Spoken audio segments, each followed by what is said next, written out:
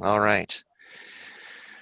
Well, all right. Hello, everybody. Welcome back. So this is episode number 28 of the Flatirons Syndicate Podcast. And once again, we have with us some special guests. So we've got Victor back from DM Rally. And Victor, who's sitting there with you? This is Kelsey Johnson. Hello. So, and we also have with us Blake Canan. So, and Tasso is with us as well. The reason we've got all these people with us here is we want to talk about a couple things that they've done recently. The first one of those is you guys were just running a hill climb out in Arizona, the Clifton Hillclimb. So first and foremost, kind of tell us a little bit about that event and the cars that you guys ran there. Oh, John, that was kind of our first outing since kind of the new world precedent. But we got to get out for a good breath of fresh air out in Clifton, Arizona, and honestly, it was something I never even knew anything about. It turns out that Clifton, Arizona has hosted a hill climb since the 60s. Wow. They actually like to claim on the local residents that it's one of the oldest hill climbs as well. It went back even further, but you can actually go on YouTube and find some old school footage of cars that they ran up their local hill climb road. So it was wild because up until about, I'd say, less than a year, 6 months, I didn't even know Clifton existed as a town. Okay. It turns out, so right next door is a town called Morenci. It's North America's biggest copper mine. So there's all kinds of natural resources, and it's quite textured out there. So when we got out there, oh boy, it was totally deemed hill climb worthy. They this town, there were about 24 competitors ish. And so they just welcomed us. They took us in. All the people came out, super inviting. They even did a parade. It kind of reminded me of Pikes Peak. Wow. Really? Yep. After our Saturday, after our first race runs in the evening, we had a police escort into the small town of Clifton.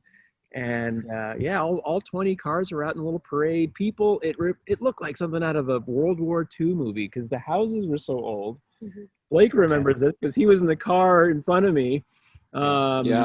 But they almost looked like little European houses, and people were going out on their patios and waving, and people were throwing candy, and everyone's revving up, and it was just amazing. But the climb itself, it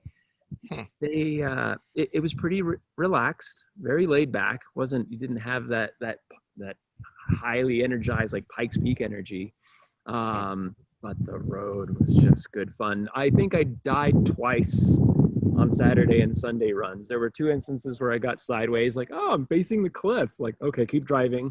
So maybe if that's of any description of like how technical the road was, it was fun. You had to drive it. So, and what surface? Is it dirt?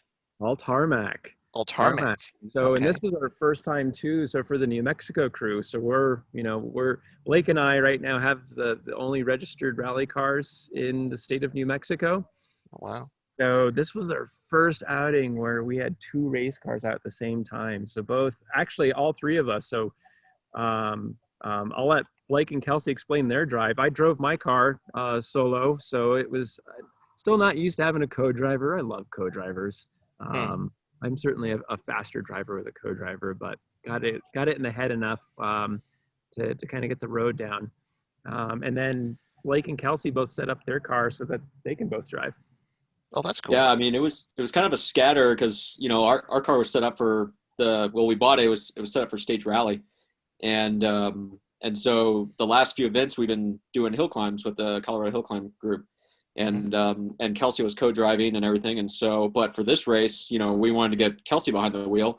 But as you imagine, right, with most race cars, everything's bolted down and fixed. So right. We spent some time trying to see how we could modify the seat brackets so that when I would do a run, I would have it bolted down in a certain configuration. And then when Kelsey was racing, we would unbolt the seat, move it, rebolt it down.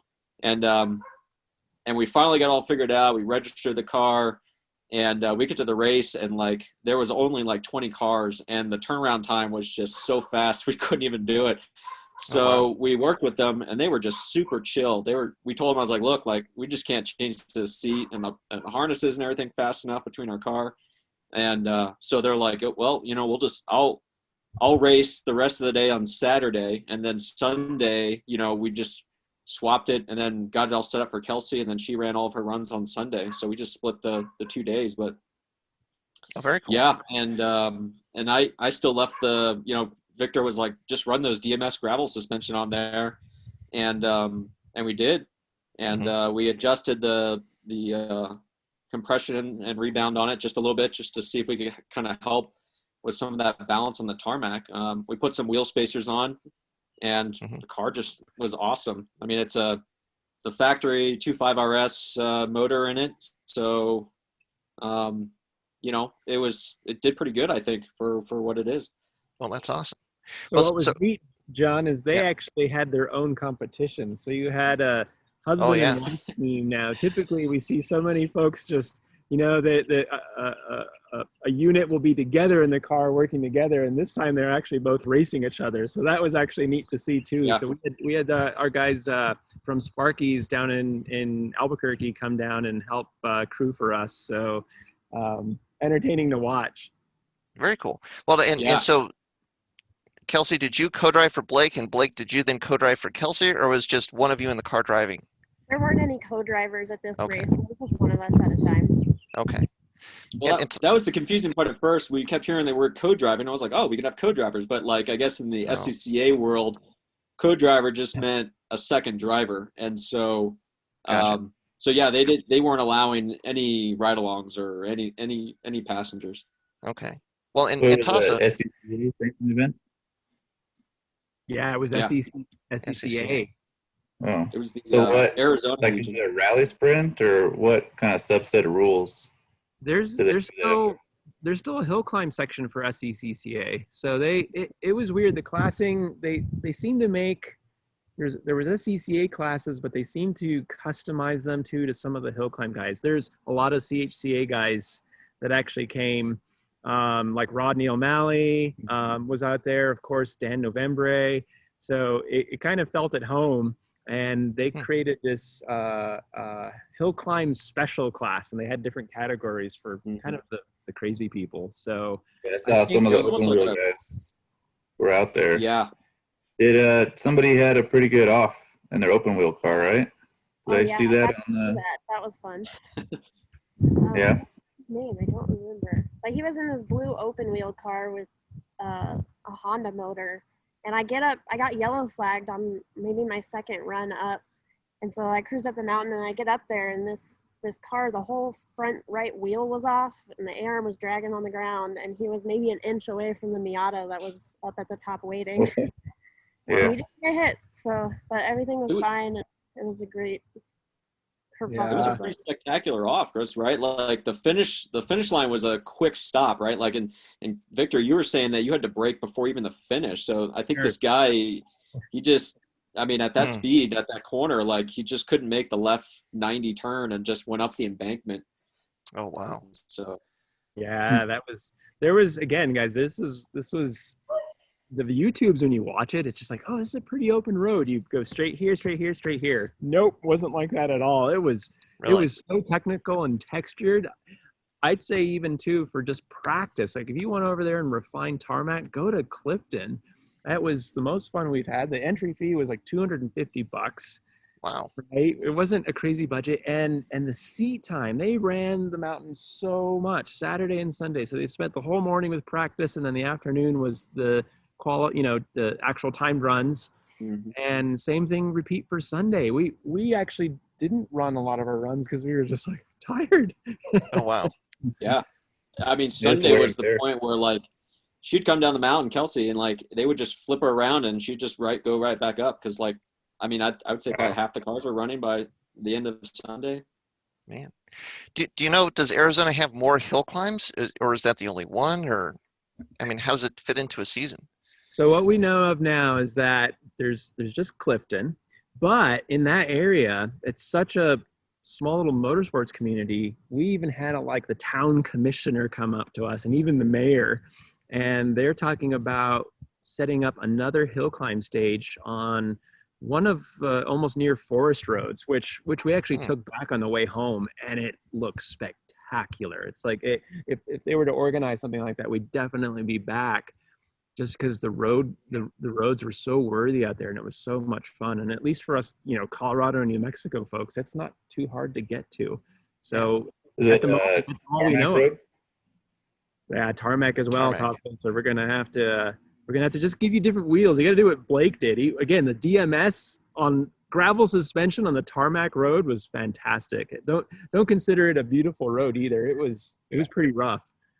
Okay. Yeah, I mean, we just I put the sway bars on, and we had some R888s on that we already had on some other tires, and we just ran that. But it was a blast. I mean, it was fun just watching Kelsey just come down the mountain every time on Sunday and just being like, my time. It was just, I'm getting closer and closer. And then she finally, at the end of the day, had one more run, and she knocked off like another half a second and beat my time from Saturday. And I was just like, awesome. Nice. That's awesome. Very cool. She was super stoked. Well, and so Tasso, because all of the hill climbs in CHCA, those are all on gravel, right? Correct. Okay. Yeah. So that would definitely be an interesting race, or maybe two races to kind of fold into a CHCA schedule. That's for sure. I mean, some of them, like Land's End, especially, there's so much mag chloride on that road that it's almost it blue grooves up to almost asphalt. And I have a set of Yokohamas, I think they are. They're the old Acropolis rally tire. I think is what they are, and they're essentially made for like a broken asphalt rally. They're still on a 15-inch wheel. So I have a set of those, dude, that would be amazing. I keep them around in case Land's End, blue grooves up to asphalt levels. But maybe now you got another use for those. Yeah, maybe. Dude, actually, just run some worn out gravels too. You could still do, full proper rally drifts through tarmac climbs. It would be epic. Wow. Well, I do have a set of BC coils and a set of slicks. Actually, I got from Flatirons, the old when you guys ran the GD at Pikes Peak. That's right. The old BFGs, yeah. Yeah. So nice. I don't know. They're hockey pucks now, but better than nothing. Be something.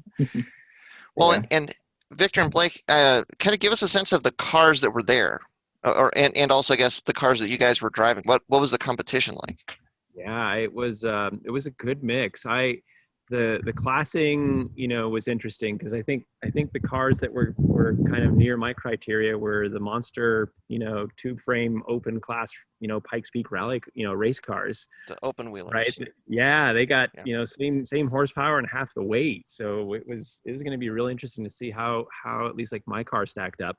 From my side, it's actually the lowest altitude I've ever been in with the current, we'll call it the Pikes Peak car now. I had discovered something that I would have probably found later if I did a different trip, but my manifold air pressure sensor, I had to turn down the boost because I started getting what it felt like fuel cut. So I went past the resolution of the sensor. It's a 2.6 bar sensor. And then Blake and I, on his nice chalkboard in his trailer, did all the math. And sure enough, with atmospheric pressure and what I was running, we exceeded the pressure. So I looked in the Motec later, and you would just see all these spikes on boost. Like, oh, it was really unhappy making fuel calculations. So instead of running, I started off the beginning of it at pretty low boost, 18 to 20 PSI. And it's fast at 18 and 20 PSI. It's no slouch. Yeah. So until I kind of warmed up the car, I haven't been behind the race seat, for a while. But after I warmed up, I figured, all right, let's go to 25. And sure enough, it kind of fell on its face and died. So I'm like, oh no, what's going on? It was interesting to troubleshoot, but typically, for Pikes Peak, so this altitude and above, I'm able to hit 35 and still not cross that barrier with that sensor.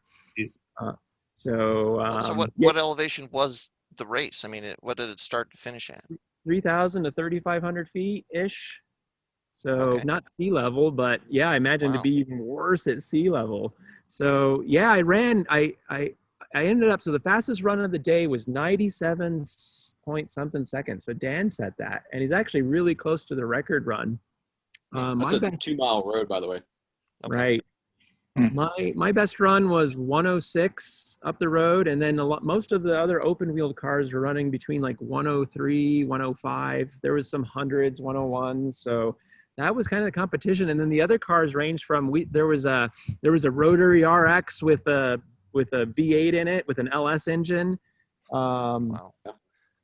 The guy who won our class, I think, had a supercharged or a turbocharged Miata. Yep.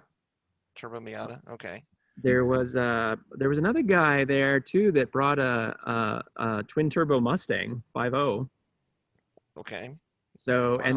and then we saw guys. We met some really cool guys actually out there too. There's this there's a high speed race in Nevada called the Silver State Classic. I have Silver to go State back. Classic, yeah. Oh, guys, we were just sold into the community that ran that.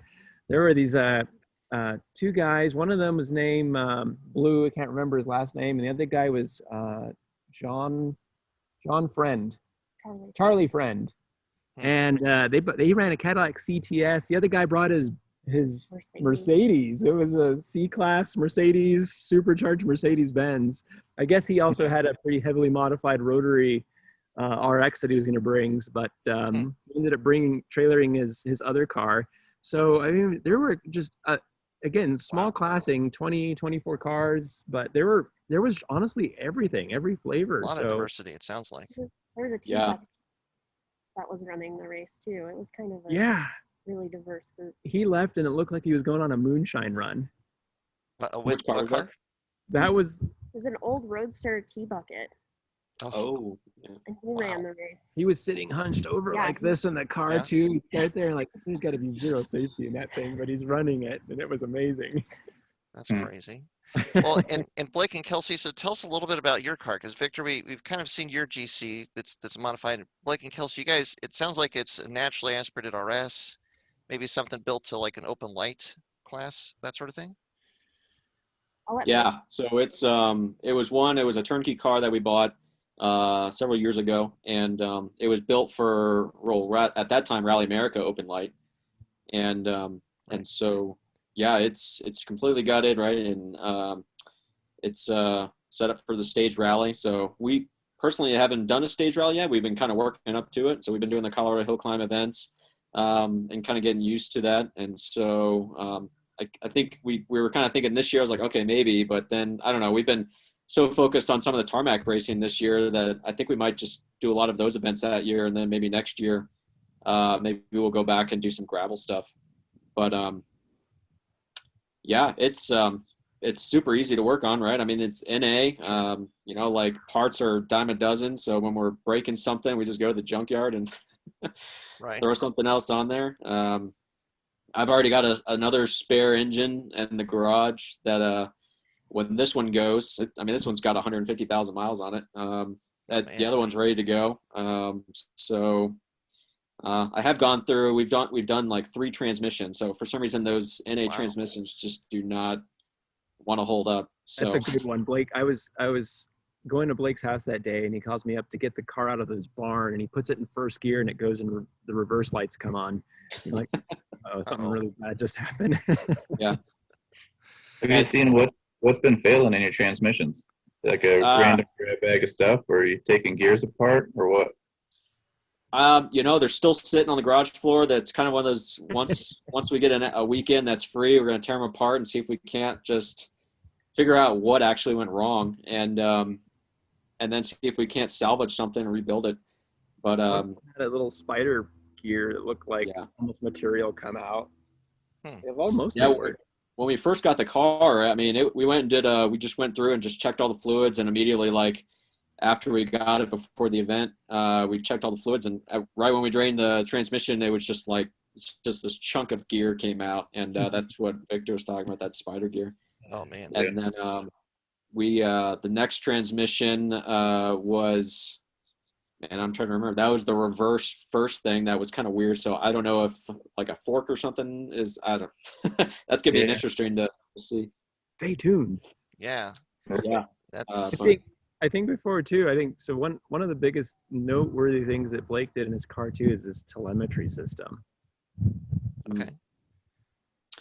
Yeah, I've been trying out different types of way because I love data, right? I love seeing like GPS and like the accelerometers, and so I've tried a couple different systems. Right now, like for the hill climb, we had a race capture system that's set up has the GPS sensor and the accelerometers in it, and then it's just got an OBD2 link to get the throttle position and speed. And so then I was porting that over to actually one of when we do a lot of autocrossing as well. And so there's one called Solo Storm.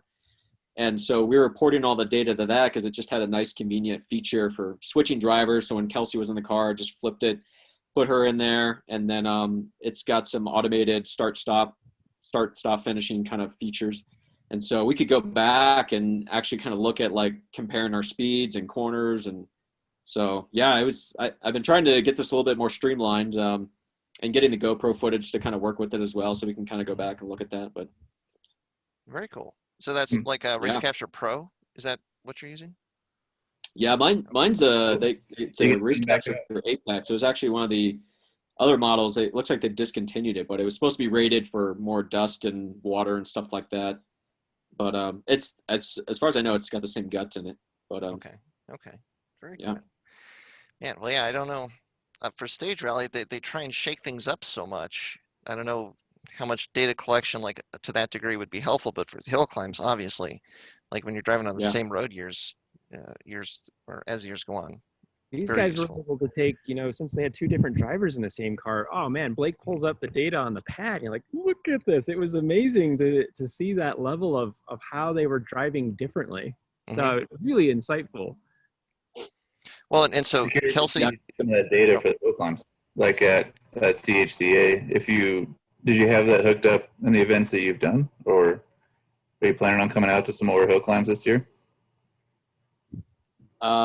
Well, I guess we'll see. I don't know. I mean, we're kind of just seeing what happens. We've actually got we can dive into it more later, but we actually got a Lemons race that we're going to do in June. But I think that, I don't know. I mean, I don't think doing maybe Land's End is off the table. I mean, we really haven't thought about it, but that may be something. I haven't done any data with that. I took the system, but it wasn't working right. I just didn't have it configured right. So it's still been a kind of trial and error process, but I would love to get more data of that hill climb, since that's something that I think is still running the same length. I don't think they're running it longer yet, right? It's still like the 5 mile section. No, it's been more or less the same course, I think, for some time now. I guess back in the day, before any of our times, they ran the full height of that mountain. Oh, that'd be amazing. It's a Pikes Peak run on gravel again if they did that. Oh, wow. Yeah. It'd be a big deal. But I think for at least recent history, it's been the shorter format that it is now. So Tasso will go up this year, and we'll kind of clear the road for you. So when you finish, just keep driving. Keep on going. Keep going. Man, usually there's like a stack of like people that like not the racers turning around, but there's always like people camping or coming down, parking at the end of the road there, because it's we've had people come down and complain that the rest of the road is closed and stuff like that at the finish line at Land's End there. And funny. Sorry. I mean, it's one of the hazards of a hill climb when you're racing on the one road up a mountain. Yes. It's if you get stuck at the top, you're stuck at the top. Thanks, street racers. Thanks, street racers. Yep. Yeah, I think that was one thing that was cool about Clifton is like the whole town was just like super stoked that people were there. Like there was no one like complaining about like, oh, roads were closed. They were just all coming out and just being like, man, we love having you guys here. So that's awesome. We when we pulled into town after Tech, I laughed. I got it on video on my phone. I mean, this army of kids comes running out of a house, and they are just like, "Can we look in the car?" Like, yeah, help yourself. And it's so loud. That was. Yeah. I made 2 kids cry in the parade. So. Oh man. Anti-lag does that. Yeah, you got your anti-lag system popping and everything down the street, and so. Wow. That was fun. It was good fun. It's funny, like sometimes if you go on like a cross-country road trip, you'll stumble across these roads that like every now and then you're like, man, this would be an amazing if we could ever race there. And it sounds like that's kind of like everything kind of happens so that that's exactly what it is. It's this perfect road and a community that supports the racing community. I think, you know, John, and anybody who's watching this, go on Facebook, look up Clifton Hillclimb and just follow. I think they really want to step it up and you know, bring more awareness to that climb and stuff. And again, it was just good fun. Yeah. Well, man, while you're out there writing letters to your congressman, while you're out there writing letters to your whatever, your senator, your congressman, call up Colorado State Parks too. And tell them the Golden Gate State Park Hill Climb has to happen too. Oh wow! There's a great road here. I live right near it. I get to commute on it every once in a while, and it needs to be hill climbed. It's begging for it. Well, I'm sure you climb it every day, right? Off the record. Speed limit. Yeah, and the speed limit. Of course. Yes. Yeah, it's safe, you know. But, well, that's very cool. Pickup truck. Yeah. There could be a class for that, Tasso. Pickup trucks? Oh, yeah. There is. Yeah, see? Oh, wow. Yeah. Well, and yeah, it's a very cool event, and yeah, I mean, maybe just, being tarmac, I mean, that'd be a really interesting shakedown. The difference in elevation is pretty interesting too. Like I guess it's a little surprising it gets that low, but maybe not. I mean, maybe it must be part of, you know, Arizona, where it just starts really descending, getting closer to sea level. Mm-hmm. Well, and so let's transition, because there's another hill climb that I wanted to get you guys all on here to talk about, Blake and Kelsey and Victor. And this is a hill climb that you guys all drove at as well, but this was, at this point, is it almost 2 years ago? It was April 2019. So almost exactly 2 years ago. Start and just show us that piece of paper you showed me earlier too. Oh, yeah. Well, right off the bat. It's 2019, and here's our that one.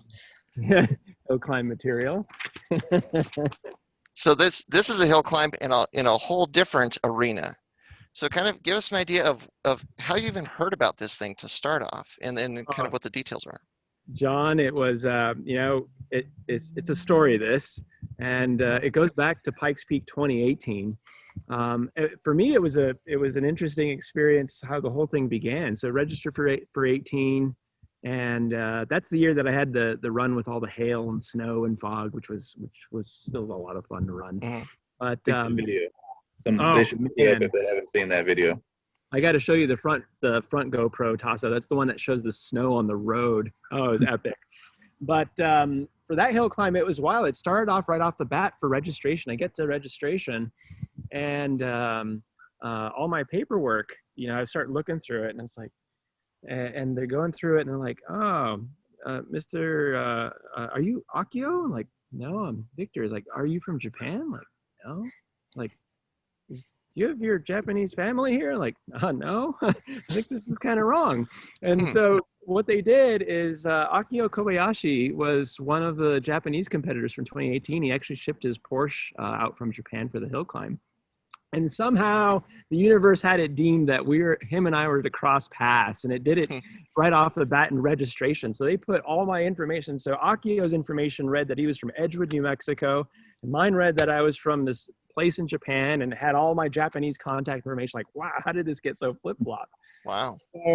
So you know, we started off like that, and the first practice run, so Akio was in Time Attack. And so some history for me. I've had kind of a connection to Japan for the longest time. I have good family friends that live out there. I go out there pretty often to go see them and hang out. So just one of my most favorite places. So I speak completely useless and broken Japanese. I can say things like "Boku wa ahiro desu," which translates to "I am a duck." You know, it's a really good conversation. Very useful. So, but I can say a couple other useless things. And so practice starts, and we finish the runs. We park on the side, and right behind me is Akio's car. So, you know, watching the international competitors on Pikes Peak is always interesting, because you get this taste, like, I wonder if they know what's going on. Like, what's it like for them to experience a U.S. hill climb and not even just be outside of the language barrier? So I get out of the car, and go introduce myself to Akio. Watashi no name wa Victor desu. So that was kind of the icebreaker. Like, hi, my name's Victor, and his eyes light up. He's like, oh, you speak Japanese? I'm like, no, wait a minute. So, I started sharing some stuff, and we ended up having kind of a good icebreaker. I shared with him my history. I showed him pictures of some Japan trips, and it started up a friendship. So here we go. Pikes Peak Hillclimb race, and it has nothing to do with Pikes Peak. It made a new friendship and relationship. So that whole week was spent getting to know his team, and we just kind of grew closer to them and got to share more experiences. And between Japanglish and English and the whole bit, made some new friends. So that was the catalyst. So here we go. We all kind of go back to our normal lives. I stay in touch with these guys. That was the one thing. And so Akio actually came down with some of his Japanese folks. So there's a gentleman by the name of Kazuya Suzuki, and he runs a big rally fabrication shop in Japan called K's Factory. And so he came and ran the service with the car. And they had, biggest note on Akio's car was this company called Brig. And so they're a big brake pad company out of Japan. And so, we kept in touch with these guys, and Kazuya reached out to me. He's like, and it was kind of interesting. There was a lot of loss in translation. He's like, come run Hillclimb in Japan. Okay, how do we do that? Right. So many questions, like, do we ship our car out? Do I have to give my credit card out? So many introductory questions, like, and I can't tell you over 6 months. I mean, these guys know the details, both Blake and Kelsey. But we ended up chatting about it. And long story short, so Kazuya invited us to basically the first run of their Japanese Hillclimb Series in Ina Prefecture in Japan. It was called the Ontake Hillclimb. And so Kazuya provided a GC8 STI version 6 out there for us. It was on gravel suspension still and gravel tires. Mm-hmm. It was his wife's car, right? Like, she was the one that raced it and was like, here, just use this car. Right. It was caged, most noteworthy right-hand drive. So I've done some right-hand driving in Japan and England, but never at race speed. So with left hand, oh my God, it was just not worthy of shifting. This one, I was ready to reach out the window.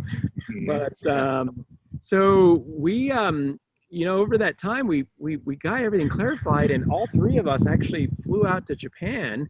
And Kelsey, actually, with Blake running the Colorado hill climbs, we spent time here in New Mexico going over CoDriver training. So Kelsey got completely situated and tip-top and really proficient hill climb. She co-drove for Blake out at Land's End, and we did a lot of stuff out here in Mexico roads.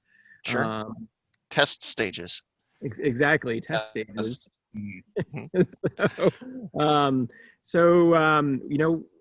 figured, like, you know what? Why don't you co-drive this? And so Kelsey and I actually, the only thing we had was a YouTube video that we found. So we wrote stage notes off a YouTube video, and that was it. I should have brought the book. There's pictures of it. But we get to the race. We get zero practice. Yeah. It's the first time in the car. Driving up the mountain to begin with. Yeah, that was right. It was in a Prius, right? Yep. My buddy Yuji, actually, my family friend out there, is who drove us out to the hill climb. And yeah, the only run we got was I hopped into Yuji's seat in his Prius and ran the road uphill in a Prius.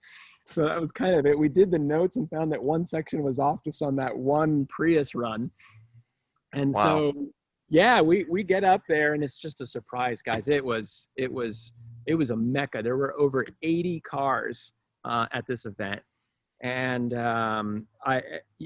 it was, if we died there, we all would have been happy. I mean, it was just heaven. Every car you can imagine that we look at the magazines, Subarus, GTRs, even little K cars. I mean, old classic and legacy cars.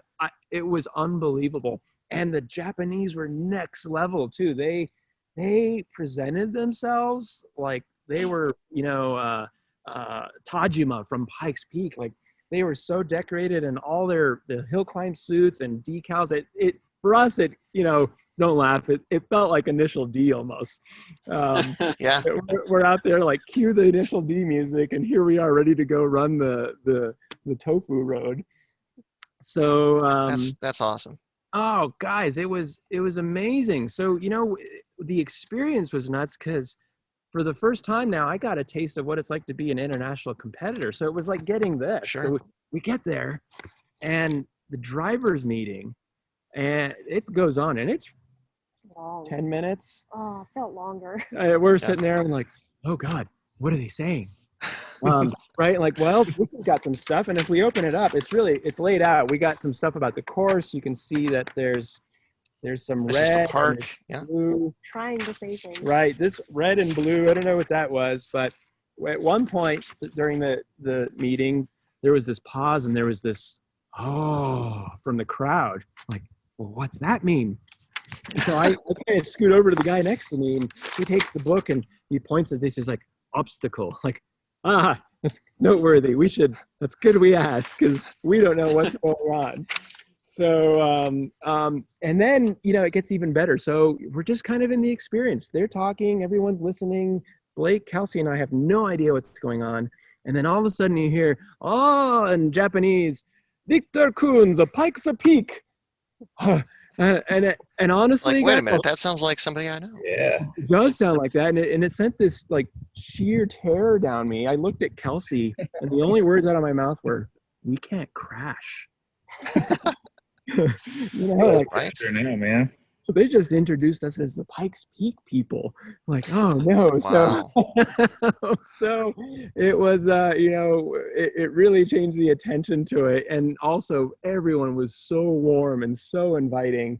We get all geared up and go down the hill climb road and stage up.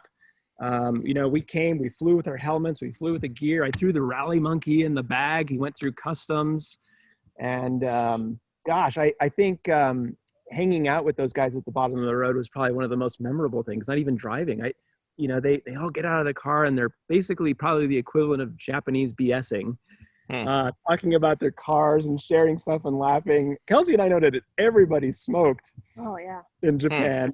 And it kind of reminds you of Bunta Fujiwara, driving with his eyes closed and a cigarette. Like, I think we might end up like this if we lived in Japan. Yeah. And did this. Man. So, Can you talk? I mean, it sounds like there's, Hillclimb culture everywhere. I mean, it's interesting how many parallels there are between, this Clifton Hillclimb, where you have this little pocket of people that are really into this Hillclimb culture, and then you went over to Japan, and there's the same enthusiasm for this Hillclimb culture. massive. I mean, did you get much of a sense of how big the Hillclimb culture is in Japan in general? Huge. And for those watching, I think for some research, so it's noted as the Brig Hillclimb Series. So Brig, again, they make high performance brake pads. It's one of the only companies in Japan that can cut any recipe of pad in any compound. So even for our stuff, actually for Clifton, that was the first race run on the Japanese pad. So here we are after Hillclimb, and we're actually starting to work with some of the stuff that the Japanese used in their Hillclimb series. So you notice that, all 80 competitors were running the Briggs compounds. But the Hillclimb series, massive. We've been following them for over a year after we left. And the competition is amazing. It's next level, actually, guys. We have our cars require cages and go through inspections. And Blake and Kelsey remember this. There was a guy that showed up at this hill climb in a business suit, put on a helmet, and ran a hill climb in a Subaru.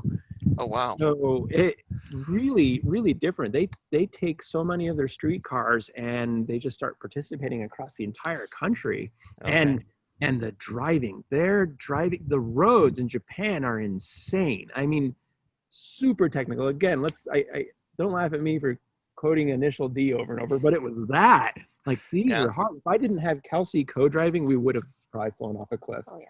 You have the big gutter runs, just, gutters that are on the side of the road, like 2 feet deep. You drop a tire in there and you tear your suspension off the car. Oh, yeah. You cannot jump the gutter. No, you can't jump the gutter. That's impossible. But they have so many events lined up through the year. So Kay's factory he's kind of the organizing committee. And so he's really involved with supporting a lot of these like superstar Japanese competitors in hill climbs all across Japan and going to other parts of Asia. And he's had a huge interest too to bridge United States and Japan for hill climb stuff. We've been into some discussions on how we could go about and set up better relationships even between like our hill climb communities and theirs, so that we could bring, an invitation over to folks, Tasso, you want to go to Japan and try hill climb? Then how do we do this? And vice versa. They're really wanting to figure out a better bridge to, even with like Pikes Peak, how they can, have some more of their competitors come stateside and have an opportunity to give it a shot. Because over there for Pikes Peak, you could walk into a 7-Eleven and say the words Pikes Peak and everyone knows what Pikes Peak is. Wow. Yeah. So hill climbing is, I think, it's an interesting discipline, right? Because before I really got into the rally thing and Subarus and stuff, and I didn't really know about the CHCA and stuff. But the more I learn about it, there are little pockets of hill climb culture all over the world, right? I mean, so even Switzerland with their no wheel-to-wheel racing, they have hill climbing there. In Europe, all through, France and Germany, there's a series there where ex-Formula One cars show up.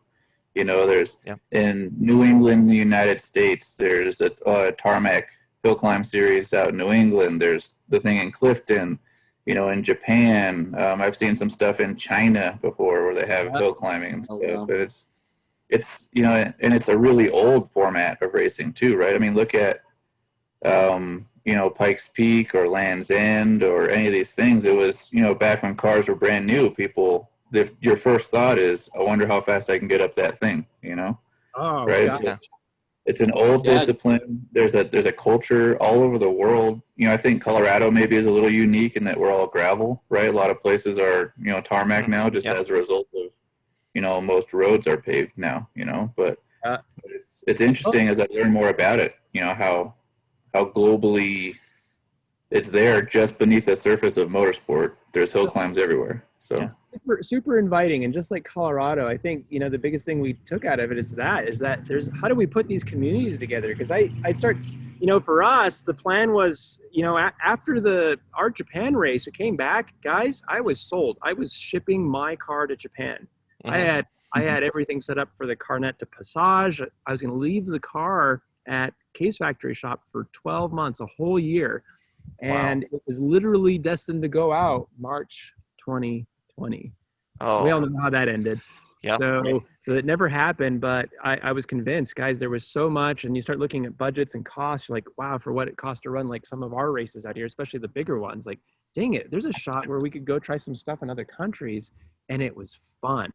That was the piece, not looking at like, becoming world champion, but what a different community to set up. Those guys, so they I think, John, you remember this. So, their culture comes out to our area a lot and they take a lot of pictures. So we went up to Japan and we were given this Subaru magazine, and you probably remember, well, we're all in it, right? There's Scott's car and this was the 2018 year, and myself. So actually made a Japanese publication, which was really exciting. So one of the photographers out there, Yoshiaki Ayama, actually came and presented this magazine. So I know Scott's got a copy, and this one, this is that you start following the culture and you just see it.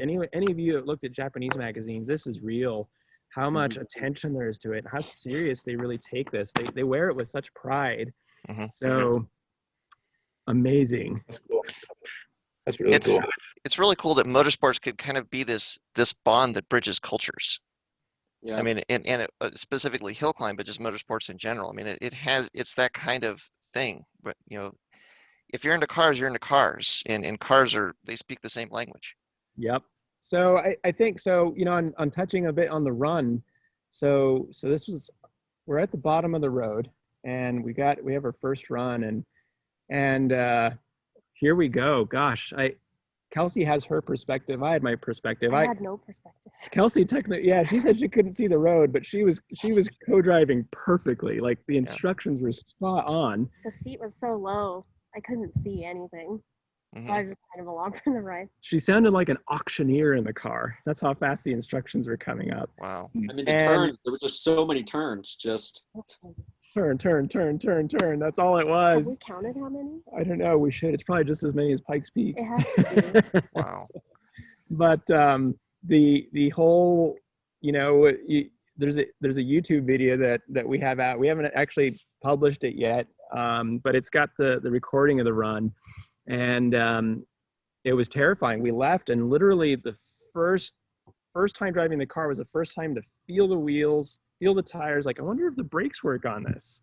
Everything was started off like with a wonder, and we went 10/10. Like, let's just go. So I'm actually driving the whole course, just trying to get feedback from the car.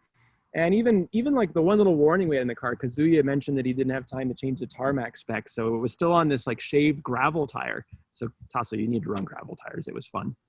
But the one warning that he gave in very stern Japanese accent was sleepy, like, uh-oh, we got to be careful a little bit. So, we started driving immediately, and then we learned too that the DCCD on the car, the center diff, wasn't working right. It made kind of a horrific sound. So really quick, this calculative list of like, oh my God, I gotta listen. She's also going through processing the road. We've got a whole new thing with cars going on. Kelsey's sitting on the wrong side of the car, co-driving on the wrong side of the car. I'm always trying to find the stick on the shifts. It was amazing. So we ended up running twice, right? Okay. Three times. It happened so fast. It was very fast. Yeah. I was curious in the video what some of the noises were in the car and trying to figure out how prepped the car was. Was it the DCCD that I was hearing in the video? That really strange sound. So we ended up playing on the first run with all the DCCD modes. Like, it's just not working. I can't even get the car to rotate. It's just, it's like it went open and then it slammed. Then it locked. Is that what I saw you trying to reach down to adjust? Was there the adjuster wheel? Yeah. I also couldn't find the shifter. Yeah, you see that. Yeah, one of my videos, you see the misshift. My hand is just floating in space. I just kind of paused and was like, I'm going to wait and let him figure this out for a second. Yep. Yeah. The monkeys hanging in the video were the G meters. I think that with kind of getting an idea of how much force there was in the turns, you see that thing go full 90 on some of the angles. But it wasn't brake and power wise, the car was amazing. Handling it felt pretty good too, but we just couldn't. I almost had to drive it like a front wheel drive car, not an all drive car. But it was so much fun that we got a car that was given to us. There was the terror in my head too, like, I don't want to fly off into the trees. We'll be banned from Japan, right?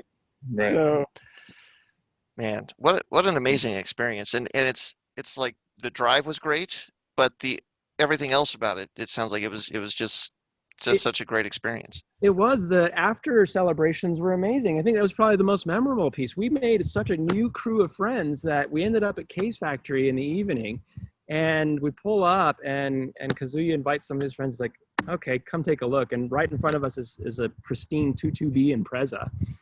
And now my friend Yoshihiro, who owns that car, actually has an exquisite Japanese STI collection, including World Rally cars. So they're sitting all at Kazu's shop, and so we're just, all of us are just drooling over the cars. Blake and I are literally we're taking spy shots of the World Rally car, old Colin McRae car. Yeah, it was pretty cool to like get up in there and you're like taking pictures, like, man, how did they do the suspension, like routing of lines, and like just everything about it was unique. And then watching Victor, I mean, it was like a little kid running around because he sat in a 22B, and then he took him for a ride around town, and then his phone died, and then we didn't know where he was at. So it's midnight in Ina, Japan, and I'm with Yoshihiro running 100 miles an hour through Japanese streets in a 22B. I was like, this is nuts. That's amazing. the race adrenaline didn't even stop there, and those guys took us for this feast. We went to this restaurant where they ordered everything. iPads came out, and just tons of food started coming out. We just gorge ourselves with food, and then we finish, and Kazuya gets up and he's like, let's go eat ramen. And so here it is, like 1 o'clock at night, and we head up over to ramen shop still with all this stuff and the whole car community, and just a day that we'll never forget. Again, if the plane crashed on the way home, we lived life that day. Wow. That's amazing. Well, and I mean, it sounds like you've thought about going back. Are you still thinking of going back? The plan was, that was the plan. And actually this time around, so Blake was going to actually plan on driving a car as well. So I was going to ship my car out, and then Kazuya has some cars lined up. He had a Spec C and then the version 6 still available.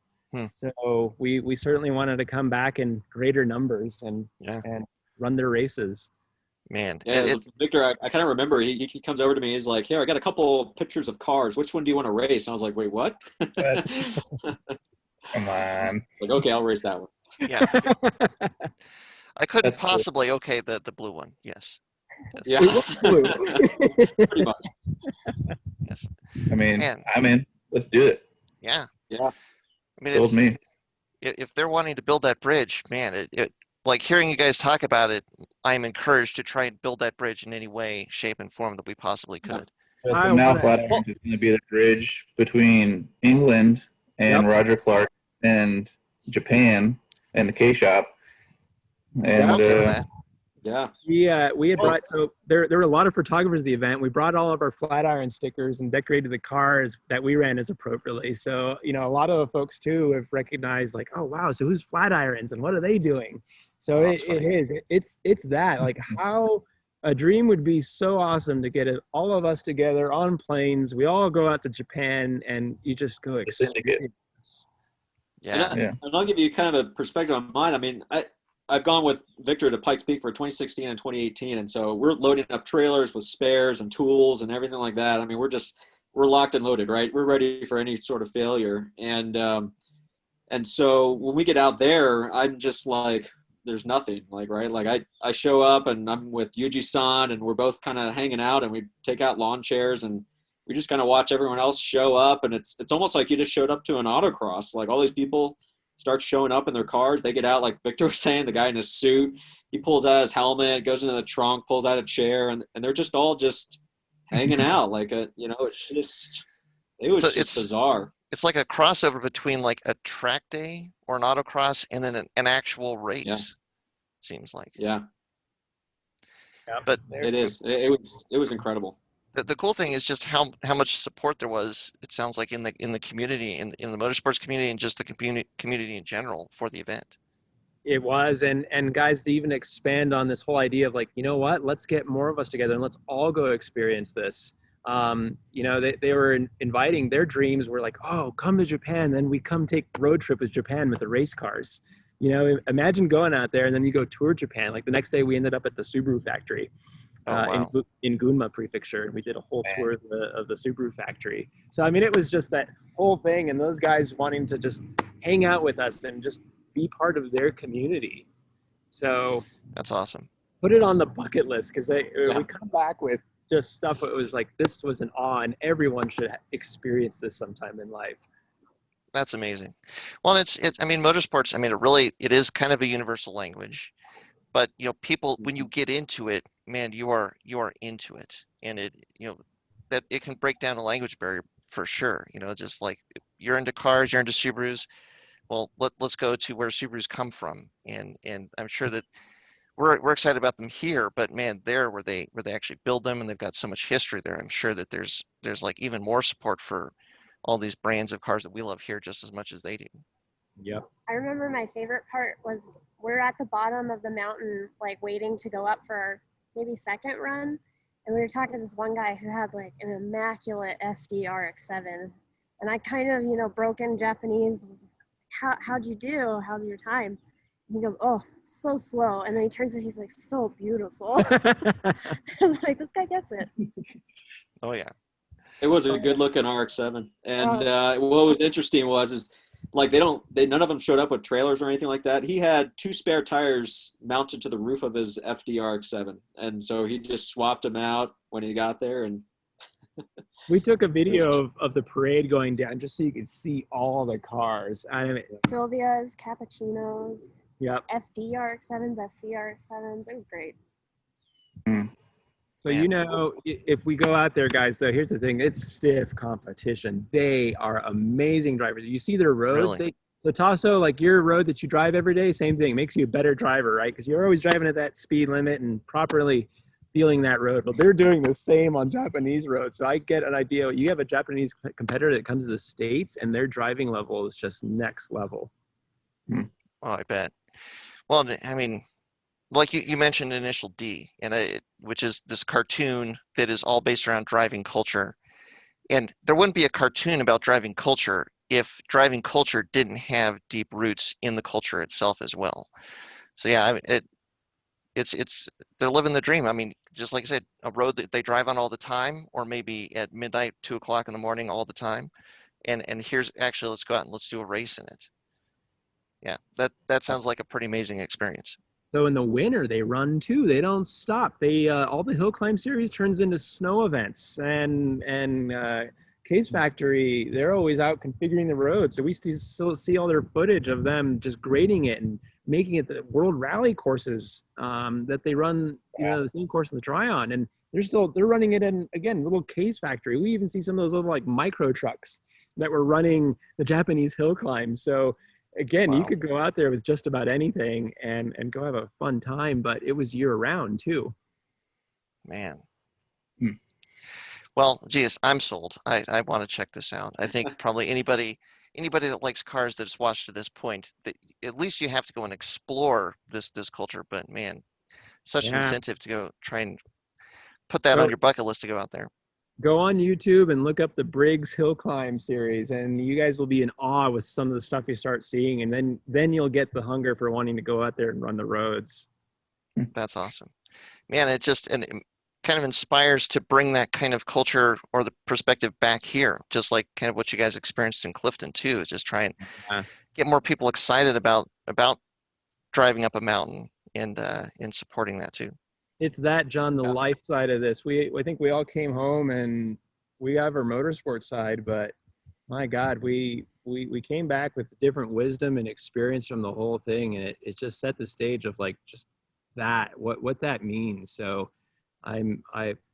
it's a biggest thing for me to figure out how we go out and back in numbers, have more stories.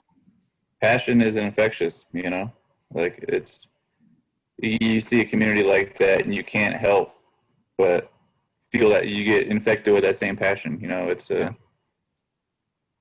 awesome. Cool. Very cool.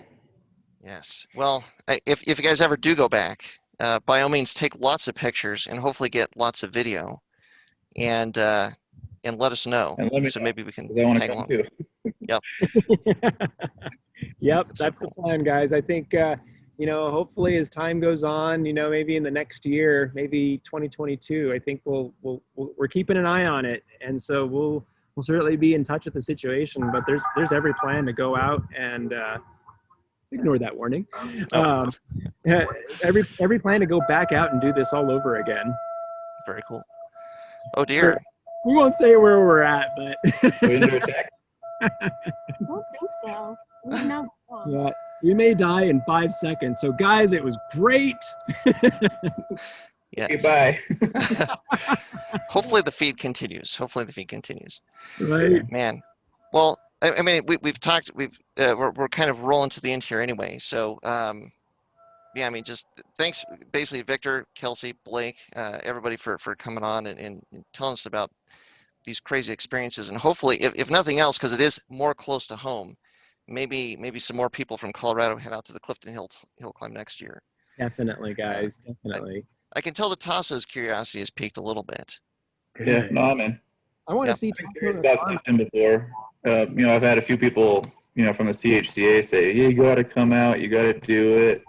And it's always been, you know, oh, what? So I'm gonna go lose a horsepower war up a tarmac road? But it seems like it's a pretty good handling road, and I mean, like you were saying, I saw some video too, and it looked like, okay, cool. So it's a big drag race, right? But no, good driving road. We learned that when we got there. Boy, that video does such a poor job at giving you the dimension, man. And it was a European driving road, cambered, tight turns, blind turns, switchbacks. There's even one jump, Tasso. It jumped the car out there. So wow. It's not enough jump right now. So what it sounds like to me is it would be a perfect place, especially because it's earlier in the year, to try and shake down the Pikes Peak car as long as we don't have it in pieces in the garage. Yeah, let's go. Syndicate rolling out. All right, man. There's so much to do. We've got to get after it. Yeah. There's never an excuse not to go racing any weekend. That's what it's boiling down to. So yeah, that's good. Well, as things get more back to normal, more and more opportunities to do exactly that. Definitely. So, very cool. Well, again, thanks everybody for joining us. Thanks to you guys for making the time to sit down and tell us about all these awesome experiences. And for those of us that are listening to this, check out the video, because Victor, I'm going to get a bunch of these, like the videos and images, and I'll try and put that into the video when we put this up. So, yes. Well, thanks very much for watching. Really appreciate you guys' support. And until next time, as always, stay tuned with Flatirons Tuning. Bye, guys. Thanks. a podcast.